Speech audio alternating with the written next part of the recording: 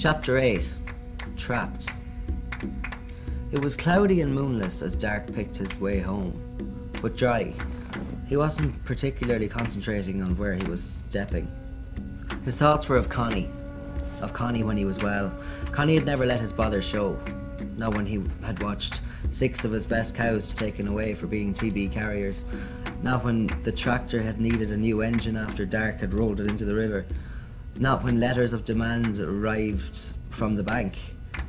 With Jimmy Cliff at top volume in the Queen Mary, he would still stop at the arcade after collecting Dark from school, always determined to beat him at air hockey. And he would still give advice and reassurance to neighbours as freely as if he didn't need any himself. In Connie's company, everything had always been all right. Even now, sick with extreme and unrelenting pain, he was still clenching his teeth. Connie didn't give quarter. Courage and humour in adversity, the only time you needed it. Dark didn't believe he would ever find that in himself. He could only manage to take one scary step at a time. For now, the step he needed to get his mind focused on was hurrying Kevin along with the medical records. He crossed the hedge, out of the bog, at the usual place.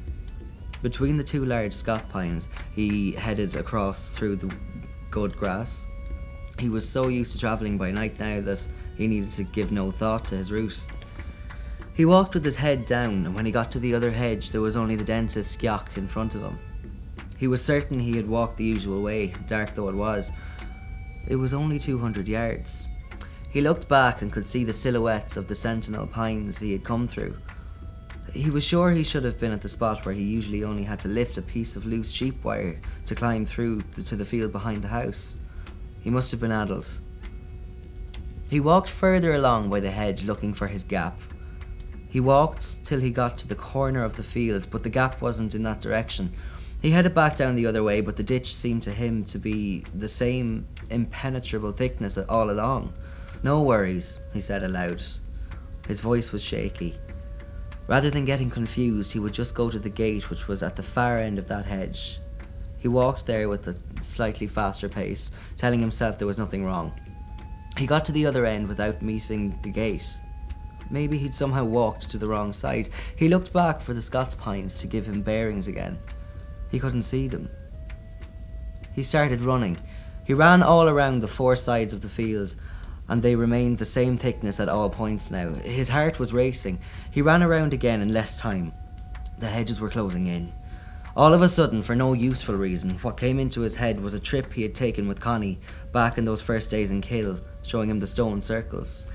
In Dunbeacon, he had stood at the centre and listened to Connie telling him to soak in the ancient protection, a protection enjoyed by him as a McLean.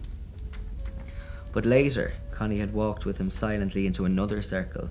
There, he whispered, in 1903 they excavated bits of bones here. Cremated, shall we say. An ancient sacrifice, they claim, but I wouldn't know. A boy about your age. Nothing more was ever asked or said about the Drumbeg stone circle. So, why were the burnt bones of the sacrificed boy invading Dark's mind now? He stopped. He tried to search inside himself for the courage not to collapse in this madness. Courage in adversity was easy until you were in adversity. He calmed himself. He decided to try to force his way through the thick hedge no matter how it would tear him. He pulled his hood down to cover his eyes and started heading through the impossible thorn barrier, searching for a gap. Suddenly, he was grabbed around by the waist. He violently pushed a hairy face away from him and then stepped back from the arms. "Whoa there, Colt," came a familiar voice. "I was merely trying to save you diving into a terrible tangle." With a shaking hand, Dark switched on his phone light. Before him stood Salty. He had a peculiar old-time curly pipe in the side of his mouth. In the faint, cold LED light there was a fluorescence from Salty's white shirt. "You and I need to have a little talk," he said.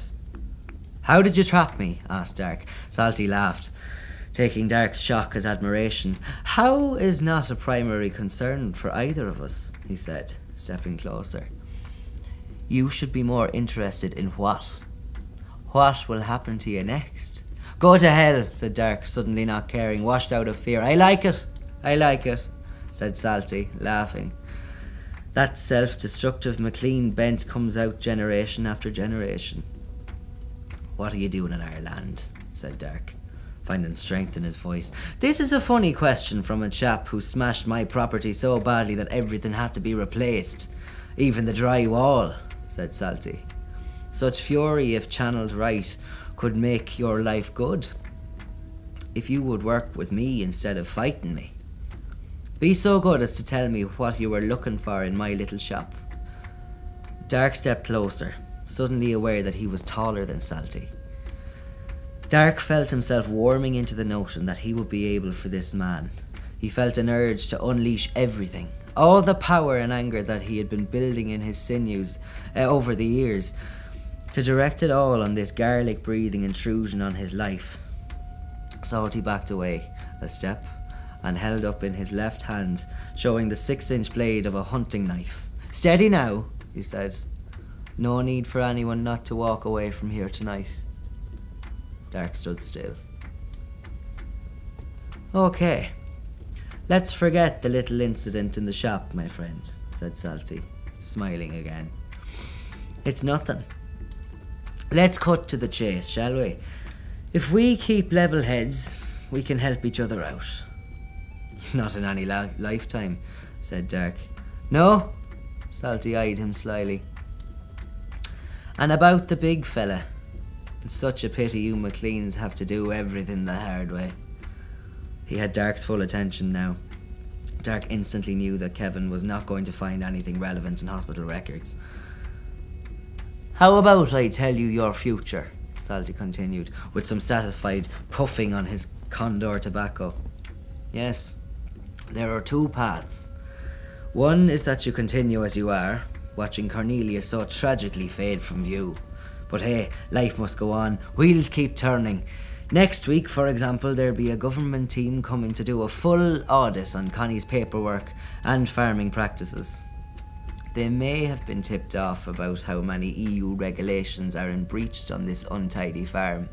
And of course, poor Connie, let's just say, may not be in much of a position to fix things. Your unfortunate mum, a city girl, not equipped for all this, will have the place on the market within months. In no time, believe me, I will take possession of everything. Trust me on this. You should know by now that I always take what I want in the end. Dark was blocking his ears from the inside. He couldn't let anything Salty was saying get in, or he might lose control. Salty became impatient again as Dark remained stony-faced. He continued with his concocted accent. What is the second path, you ask? The easy path.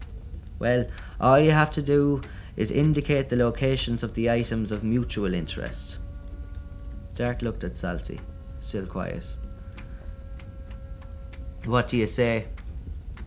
Are you listening to me, boy? Said Salty, getting more agitated. Do you even care about saving Big Con? Do you hear what I'm telling you? If he dies, you will be solely to blame. Take your hand out of your pocket and listen to me. What have you got in there anyway?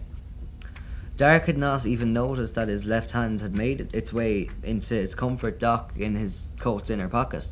The small, smooth fragment of crockery was warm from his fingers stroking it. When he withdrew his fist, it was closed over a stone that he also kept in there, also waiting for an idea of what it might be and which of his boxes of collected things it would best belong in. It was a dirty red glassy stone, about the size of a marble. The strange thing with it was that he couldn't remember finding it anywhere. It was in his inner pocket with the other stuff one night when he had returned from the Ra. What have you got in your fist there, boy? Said Salty, momentarily distracted. Nothing, said Dark, closing both fists tight. Now don't be a fool, said Salty. Anyway, what was I saying? Oh, yes. Only you can make everything better. You only have to do a small favour for me, and then Connie can make a mysterious recovery and go back to being his old obnoxious self. I might even back away from developing my interests with your mother. And you can go back to thinking about the things a lad of your age should be thinking about. Football, a couple of lagers, a buzz, and girls. All the normal things. Instead of nosing around in the dark business of the past, interfering in all grievances that are not of your making. Do you have a girl, Art? Do you want me to arrange that for you? Nothing is too good for Salty's friends. Just as long as you understand this. Everything is in your hands. This is the first test of your manhood. Can you make a hard, cold decision? A shiver ran up Dark's spine as Salty's soft white hand reached out to try and get him to shake on it. "Leave this ground!" shouted Dark, kicking Salty's other hand with his boot and knocking the knife from it. "Easy, easy," said Salty, wringing his kicked hand with the other and looking over his shoulder towards the boglands and the rat. "Not so loud, so maybe you're slow-witted and need me to spell it out. Very well. What I'm asking for is the artifacts, the trove of precious items that must come to me. You know where they are hidden. I require those. I shall have them in the end, whether you make it easy on yourself or hard." "What kind of things?" Dark asked. Things, hissed Salty. "Weapons with certain sentimental value to me, and some other things of no objective worth." "Like what?" said Dark. "Like," said Salty with a strange quiver, "like a few grubby little things that I have a fancy for." Now Dark knew for certain. A trove. Connie was right. The ancient sword and shield that someone had buried in Kill might have been of great value to Connie's friend. But it was other things among his buried possessions that Salty was really after. The trove was everything that Salty was about. The things in it were the beginning and the end of him. "Suppose for a minute," Dark started. "Just suppose I believed that you have the ability to cure Connie. And say I was to trade that for information on where the blood emeralds might be. How do I know you would leave us alone?" "Aha!" Salty shouted, jumping with excitement. The pipe dropped from his lips. "Aha! So the chap does know where the red beauties lie. Perfect. I was correct. Con, the fool, developed such a soft spot for the chap that he couldn't keep his secret. Well. So now, next the chappie is going to tell me, and then we'll all be good." "No, because there's no reason for me to believe things would be any different after," said Dark. "What nonsense is that? Once I have what I want, I will be gone. The fate of your miserable lives is in your own hands after that." "How can you expect me to believe that?" "You would have to leave all this, your wife, your children, the farm, and businesses." "What a ridiculous, innocent fool you really are, though." Salty was impatient now, anxious greed clouding his eyes. His composed suaveness entirely evaporated. "What do you think? Do you really imagine that a person of urbane, artistic temperament like myself desires one more instant of life in this abyss than is absolutely essential? None here will ever again have the grace of my company in their miserable midst." Salty spat with such venom that Dark actually believed him. Dark tried to rein in his feelings towards the man. Loathing was no use. Here before him was a very real proposition. Everything could be back to normal. No more bad luck in Kill. He was certain now that Salty had been the source of a fair share of it. Back to the old times that Buzzcock had talked about, when harmony with the little people had brought everyone in Kill more than their share of good luck. And that would include his mother. He said, "I might think about it, okay? I'll let you know tomorrow. Now I am going." "Why, you are free to go any time you like. I'm not holding you here," said Salty. "But don't think like your type usually does. Think cold and rational thoughts. You will look back on this night and thank the memory of Trevor Salty for teaching you that softness and emotional thinking leads only to poverty and misery." Dark, head down, expecting to tear his way through the dense hawthorn, found the usual gap with only the loose sheep wire to climb under. What Salty had said was correct. He needed to put his feelings aside and let cold logic prevail. Connie could disapprove all he wanted. If there was a way to keep him alive, then that was more important than his approval. In fact, what was the point in delaying? He turned, intending to shout after Salty, whom he assumed would be on his way back to cross the river, but there was the silhouette right behind him in the gap. "By the way," said Salty, "if you haven't made the right decision within 6 hours, I'll send my friends from Nighthawk around to accelerate your thinking. I bet you won't break their fingers with your hoof." The threat of Hogg made Dark furious again. He forgot all calm calculations. He bent down and picked up a rough stone that had come up with the recent ploughing. "You can have your answer now," he shouted as he threw the rock at Salty, who ducked barely in time. Salty started hopping from one foot to the other in a rage, but he did nothing as Dark walked away. Sitting in the armchair by Connie's empty bed, he felt like the sane and explainable staples of his life were now being swamped by the other things. The things too weird for thinking about were taking over. He wondered how a person would know if they were going mad. In school later that morning, he was shaking. He felt alone and without bearing. As he watched from across the yard, Ciara stepped out of her father's car at precisely 8:43 as usual. He found himself longing for warmth, for inhaling someone else's breath, for someone to tell him he was all right. He reminded himself that there was no point in dissolving into useless thoughts. Instead, he tried to focus every part of his mind on not shaking, as she half-glanced across the yard and then went over to where Kevin was standing. She threw her bag on the ground. The two of them stood looking at each other and talking. He looked away. That night, when everything was done and the dogs were settling into sleep by the cooker and the house was silent, except for the ticking of Connie's madly wrong clock, which Dark had wound earlier to ward off abnormality, he sat at the formica-topped table, with his head supported by his hands. It was after midnight and way past the time for going out. Thinking about going through the lower field again was still making him feel sick, but he couldn't stay here awake all night like a prisoner. He got his jacket and he made his way. He knew that what had happened had nothing to do with any particular fields. All the same, he took a detour around the lower fields.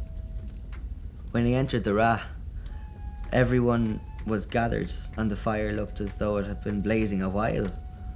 "What kept you?" asked the old man with a demanding tone in his voice. Dark was going to make an excuse. He had short-stocked lies for when he wanted to avoid answering a question. Then he decided not to. "I was scared," he said. "That's all. Someone scared me in the field yesterday." Nobody asked him who or how. They just continued to stare into the fire as if he had said nothing. Dark, for some reason, felt he should continue.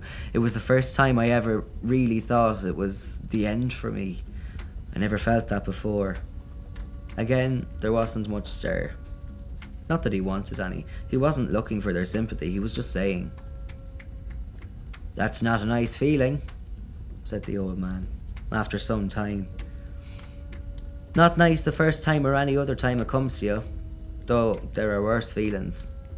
Feelings that can make you pray for your end, rather than fearing it."